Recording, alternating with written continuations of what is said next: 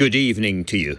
Now, over the weekend, I suspect almost every thinking person in the country was wondering what Vladimir Putin's reaction would be after those images of the blazing and badly destroyed bridge between Russia and Crimea.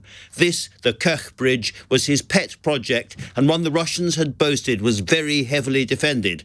Well, not heavily enough, clearly. The big questions: would Putin use nuclear weapons in retaliation? And if so, what would NATO do? President Biden, no less, said the world now faced the prospect of Armageddon in a way it hadn't since the Cuban Missile Crisis of 1963. In short, are we really on the edge of full-scale nuclear war?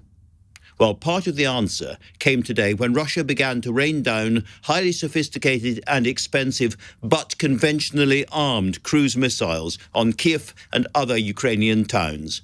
Putin called this a massive missile strike using long-distance air, sea and land-based high-precision weapons and warned that if terrorist attacks continued, the Russian response would be severe.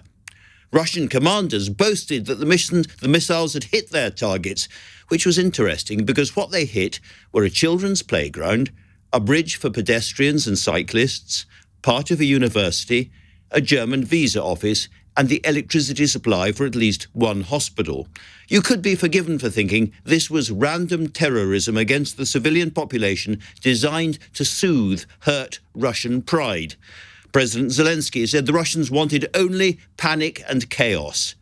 But there is a wider issue here as well. Do these conventional attacks, 83 missiles were launched today, mean that the Kremlin has decided not to go nuclear, that is simply too dangerous and would infuriate key allies like China's President Xi?